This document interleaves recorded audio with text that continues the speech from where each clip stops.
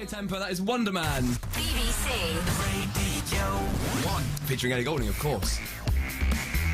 So, Ricky and Karl, you heard the song just then? I particularly like the lyric, he's in with the idiot. He's great. Can't escape that. I know, Because that's the whole thing about Idiot Abroad. I mean, it wasn't originally called that. No, it was it's one called of my favourite things. Karl Pilkington Seven Wonders, and I was in a meeting with Sky, and I came up with a much better title, An Idiot Abroad. I thought it sold the whole idea. It's sort of quite challenging, and I told Karl, he was in Peru at the time, and he wasn't happy. Then he thought the second one was called Karl Pilkington's Bucket List. But we decided... Sky were going, oh, it's a brand. Yeah. Gotta stick with it. Yeah, let's stick How with did it, you fall for it a second time? Well, what can I do? It's a job, innit? And, you know... Karl, what do you say to those people that think you're a fake character and really you're a comic genius and this is all act? I've stopped talking to them now. It does me head in. But, I mean, it's even real journalists think that you might be an act. I mean... But what I don't get with that is, and you'll know on Radio 1, Lady Gaga. She's walking around in a dress made of meat, wasn't she? Yep. Yet they're calling me an idiot. That's what annoys me. I haven't done anything wrong. I haven't... there's nothing that I'd see and I go, oh, I wish I didn't say that, or react like that. I think most people would react... Karl's not an idiot.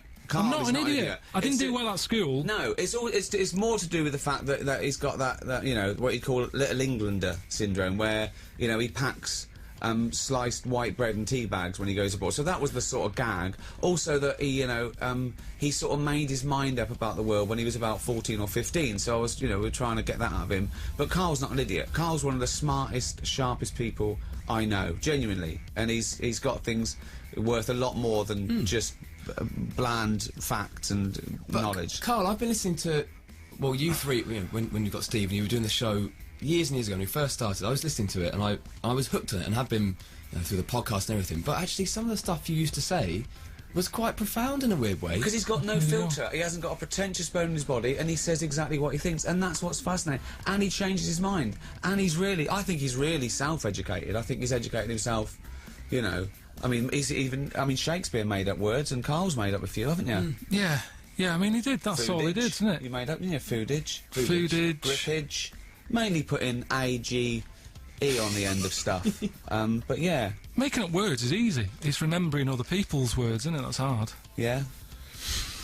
What advice would you give to kids at school now? What would you say? I don't know anymore. I mean, like I say, I feel a bit out of me depth here today in Radio 1. It's, you know, he said he was glad he was bald today because he saw a few haircuts that looked weird. Honestly, it's like being in Total Recall. Do you know, like how that was the future?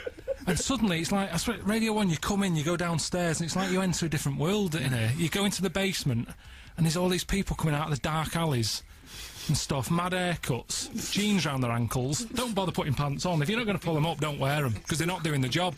If you've got to bend down to get your keys out of your pocket, what is the point? It's just different. Honestly, I felt... This morning when I got up, girlfriend said, you're 39 today, how are you feeling? It's just the same. Coming in here... She gives him all the information every day. Yeah. Honestly. She says, today's Friday. And you're 39. Am I? You're Karl Pilkington. Thank you. I feel well old today now. Yeah. You've always been old, though, Karl. No, and I have, and I've been happy with it. My mum said I was an old baby. She did, because it wasn't like one of your scientific theories. No, she said I never sort of laughed or anything as a baby. I had a frown on my face, and I looked old. I looked like a testicle. I don't know if that's allowed, but that is scientific. It's a medical term. Right, so just a wrinkly... Chill out. I hate this thing about, complain. What if they do complain? Listen, there's worse things happening out of the window. But the thing is, I just worried a lot. So I've got a wrinkly head. I mean, look, if I sort of do that, I'm not that worried at the moment, but look at the wrinkle on it, and that's... I've always looked old. You look like an old testicle. So that's all right as well. It's fine. What was the 25-year-old Karl like then? What did you do? What was your 25? What music were you into? What? A slightly hairier testicle. Hang on a minute, let me just think. If you say a word, use it. Hang on a minute, let's... He nearly laughed then. 25. Have we got that on webcam? 25 years old. I can't remember. No. Is that what you are now, 25? I can't remember. Once, right, we were talking about what's the oldest memory, and I was saying, oh, I can remember my 4th birthday. And Carl's going, no. He says, I can't remember, maybe 6 or 7. And I went, no, you can remember back to, like, 4. He went, my mum and dad don't even remember me back then. What does that mean? Because you haven't done anything at that age. You're just this thing that's there. Yeah. Oh, here comes Karl. Who's Karl? He's our new baby testicle. Well, it's been a pleasure having you both on, as ever. Karl, Nice to see you again, Ricky. what do you say to those people that you're not a fake character? You are, in fact, a true idiot. No, I think we should just go with the fact that some people have said that I'm an actor called Graham.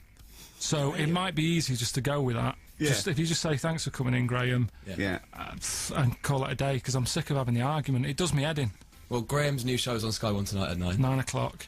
And I've seen the first episode, and it is brilliant. Thanks a lot. I just want to say, if people watch it tonight, the one thing that you'll love, I think, most is land diving. That's what I have to say. Land diving. Oh, there's a bit where Karl's genuinely happy for a few seconds. Yeah. And again, it's alien to me. He's so happy and proud of himself. It warms the cockles of my heart, and you can say cockles. Thank you both for coming in. It's a pleasure.